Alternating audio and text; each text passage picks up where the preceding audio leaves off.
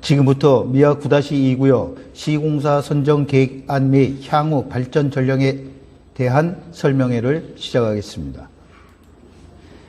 미아 9-2구역 설명회 제1부 시공자 선정 계획안 주요 내용입니다.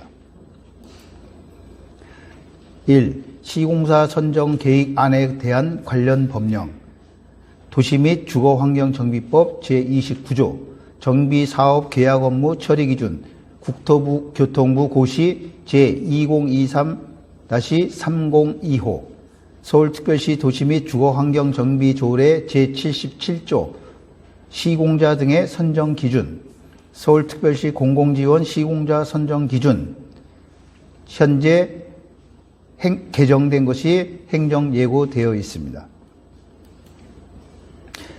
2. 공사 예정 가격의 산출에 대해서 설명드리겠습니다. 공사 원가는 적산 공사 원가와 철거 공사 미술 장식품비, 일반 관리비, 이윤, 그래서 예정 단위 가격 이렇게 돼 있으나 그 적산 금액은 평당 약 800만 원 정도로 산정이 되었으나 사정 비율 82%를 적용해서 현재 미아 9-2구역은 640만 원에 지금 책정되어 있습니다. 적산 내역 중 불포함 항목은 가전제품 설치 비용, 신재생 에너지 설치 비용, 분양 경비 등은 현재 책정되어 있지 않습니다. 2022년 서울지역 정비사업 평균 공사 단가는 평당 673만 원으로 현재 조사가 되었고 출처는 주거환경연구원에서 했습니다. 그러면 이 공사 예정 가격의 산출에 대해서 알아보겠습니다. 타 구역 2021년도, 22년도, 23년도 해가지고 23년도 같은 경우는 적게는 640만 원에서부터 평당 그리고 780만 원까지 조사되었습니다.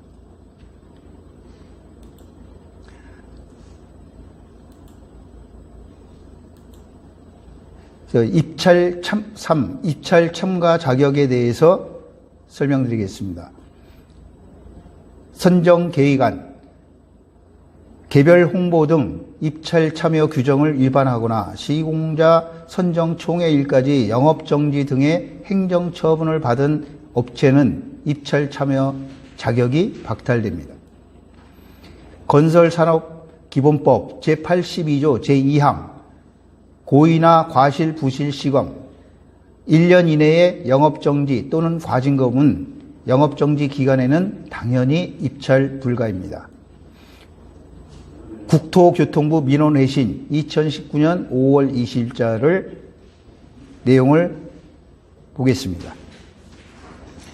주요 건설회사의 영업정지 현황 및 입찰 참가 자격 유무입니다. 이사회 회의일 기준 영업정지의 효력은 발생하지 않고 있습니다. 미아 9-2구역 조합의 시공자는 참여 가능하고 다만 부재소 서약서를 제출해야 합니다.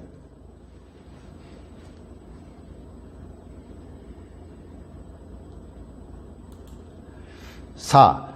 시공자 선정 방법, 공동도급 가능 여부에 대해서 알아보겠습니다. 선정 계획안은 공동도급 불가, 공동도급 불가 사유는 건설회사 간 개별 경쟁을 유도하고 그래서 더 좋은 조건을 제시를 유도하였습니다.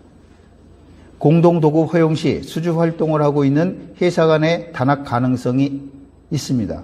그러게 되면 입찰 유찰에 의한 단독 수주 가능성이 있습니다. 회사 간 브랜드에 대한 조합원 및 일반 분양자의 선호도 차이가 있습니다. 공동도급 허용 시 선정 회사별 내부 기준에 따라 협의가 곤란하여 추후에 사업 지연 가능성도 있습니다. 하위 브랜드 회사와 공동 도급할 경우 분양 수익이 감소할 가능성도 있습니다. 현재 우리 구역에서 수주 활동을 하는 건설회사 2개 회사라면 2개 회사가 공동 입찰할 경우 단독 입찰에서 유찰되어 수의 계약을 해야 할 수 있습니다. 5. 건설업자의 시공의 제한금지 1. 국토교통부 정비사업 계약 업무 처리 기준 제29조 2항 입찰 공고 등의 준수사항 거기에는 금전이나 이익 요청 금지가 있습니다. 제30조 건설업자 등의 금품 등 제한 금지도 제한되어 있습니다.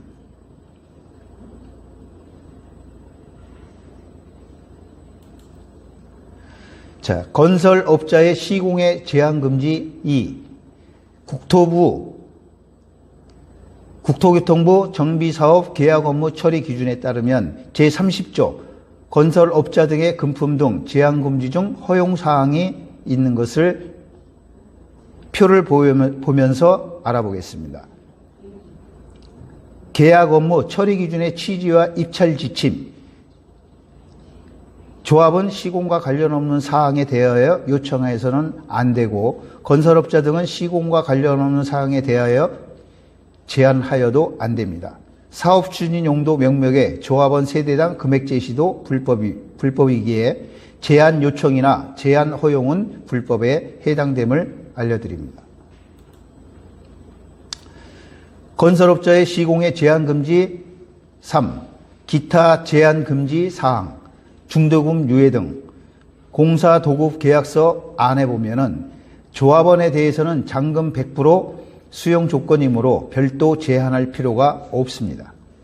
관리처분 계획에 수입할 사항, 분양가격이나 조합원 일반, 그리고 조합원 로열층 배정 등 이런 것은 조합원들이 시공사에 의해서 하는 것이 아니라 조합원들이 관리처분 총회에서 의결을 해야 할 사항입니다.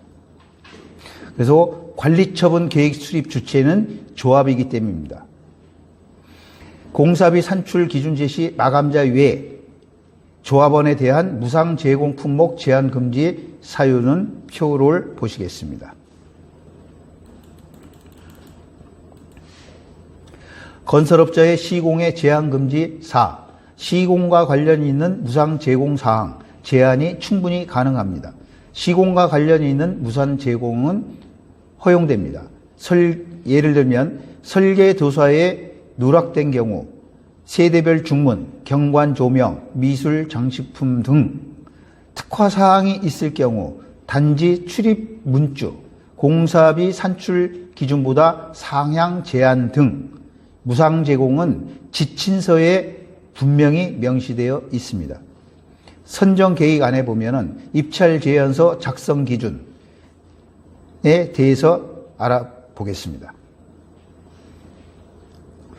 입찰자는 국토교통부 고시 제2023-3022호 정비사업 계약 업무 처리 기준의 제30조에 따라 시공과 관련이 있는 사항에 한하여 입찰 금액 외에 별도로 조합이 제공한 설계 도서 또는 수량 산철수에 없는 부분을 무상 제공할 항목으로 제한할 수 있다. 이렇게 되어 있습니다.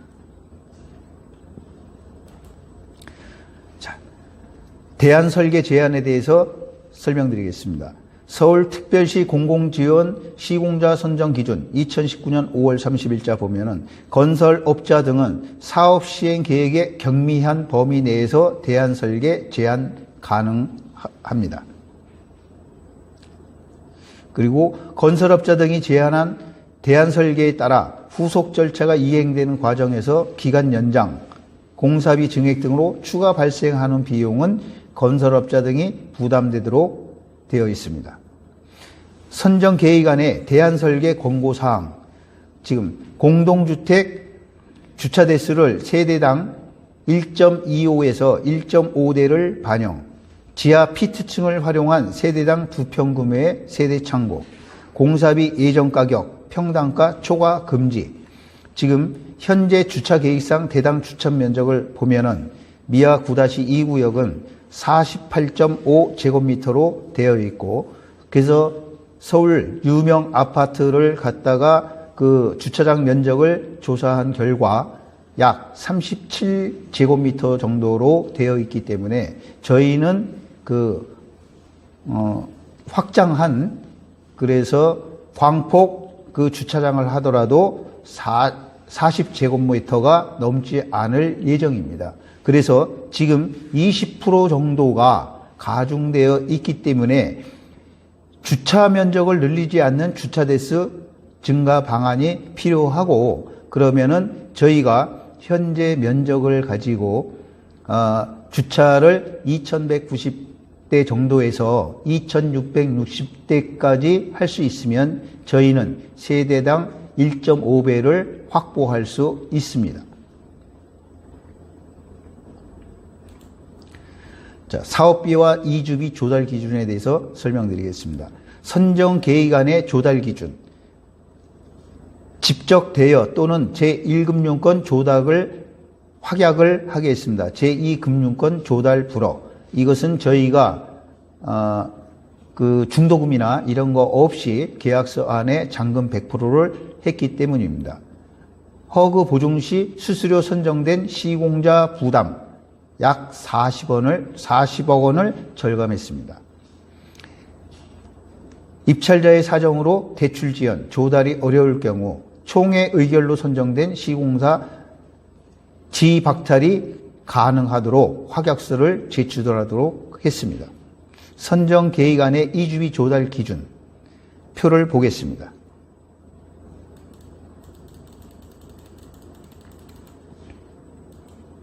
자, 일반 분양 및 경비 부담 및 일반 분양 옵션 판매 수익 귀속, 일반 분양 경비의 부담. 자, 분양관리 요령이나 견본주택관리 분양가 산출 용역, 보증 수수료, 광고 홍보비 등 조합이 주관하며 조합의 비용으로 하게 되어 있습니다. 분양가격 책정 시 조합에 최대한 유리하게 반영할 목적입니다. 일반 분양 추가 옵션 판매 비용의 조합 귀속, 일반 분양 추가 옵션 판매 수익은 지금까지는 대부분 건설회사의 수익으로 하였습니다. 일반 분양 추가 옵션 판매 수익을 그래서 조합으로 귀속하도록 했습니다. 일반 분양 추가 옵션 판매 가능 품목은 공사비 산출 내역에서 제외하도록 했습니다. 조합 귀속 수익 증가는 약 160억 정도가 예상되며 공사비 산출 내역 제외하더라도 공사비 절감 효과가 발생합니다. 건설회사 영업정지, 벌점 등에 대한 리스크 방지를 알아보겠습니다. 최근 건설회사의 부실 시공 문제가 사회적으로 큰 이슈가 대두되고 있습니다. 현 특정 회사의 문제가 아니라 언제든지 어떤 회사라도 발생할 가능성이 높으며 관련 대비책이 반드시 필요합니다. 건설회사 영업정지, 부실 벌점에 따른 선분양 제한, 입주자 모집 시기에 보면은 서울경제신문에 이 부실 시공 건설사 2년간 선분양 못해, 중앙일보 2018년도 6월 5일자를 보면은 부실 공사 벌점 1점도 아파트 선분양을 제한한다고 뉴스에 나와 있습니다. 자, 건설회사 영업정지 벌점 등에 대한 리스크 방지. 2. 건설회사 영업정지, 부실 벌점 등이 우리 재건축 사업에 미치는 영향. 표를 보겠습니다. 선분양 제한뿐만 아니라 자금 조달, 공사 조건, 조합원 간의 의결 불일치 등 많은 문제가 발생할 수 있습니다. 자, 건설회사 영업정지 벌점 등에 대한 리스크 방지 3. 사용 검사 후 일반 분양할 경우 손실 예상액을 알아보겠습니다. 이 내용에 보면 공사비 증가액 약 470억, 금융비용 증가액, 공사비 PF 약 303억, 기타 사업비 PF 687억, 합계 1461억 정도가 발생할 수 있습니다. 사용 검사 후 일반 분양할 경우 조합원 1인당 부담금의 증가 예상액은 대략 한 세대당 1억 6,500만 원이 추정됩니다. 이 내용을 하기 위해서는 수익 분석 3가지 항목, 그 다음에 그 현금 흐름 계획에 따라서 11가지 항목을 적용하여 나온 금액임을 알려드립니다. 건설회사 영업정지 벌점 등에 대한 리스크 방지 4. 당초 선정 계획안은 아래 내용의 부재소 서약서 작성 제출하여 입찰 자격을 부여하도록 했습니다.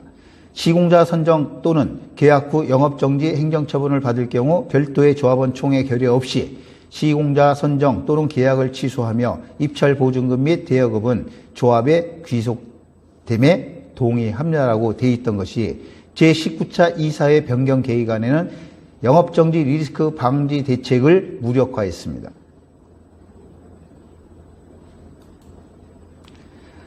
건설회사 영업정지 벌점 등에 대한 리스크 방지 5. 제19차 이사회 결과의 문제점.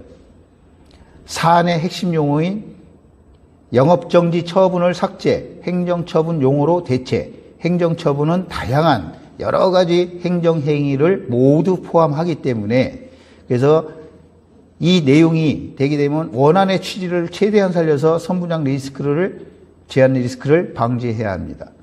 과연 선분양 제한 등의 문제가 없다면 조합이 정한 서약서를 조건 없이 작성하고 입찰하면 될 일입니다. 또한 이것은 2023년 11월 10일 날 서울시에서 부실 방지를 위한 공동주택 성능 요구서가 첨부되었기 때문에 그 전에 입찰 지침서를 모든 것을 변경해야 됨을 알려드립니다.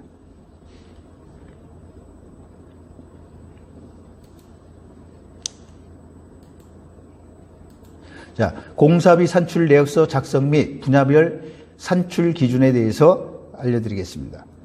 공사비 산출 내역서 작성 개요. 분야별 공사비 산출 기준, 세부 품목별 기준과 적용 제품 수준을 명시하였습니다. 추가 공사비 요청 근거를 삭제했습니다.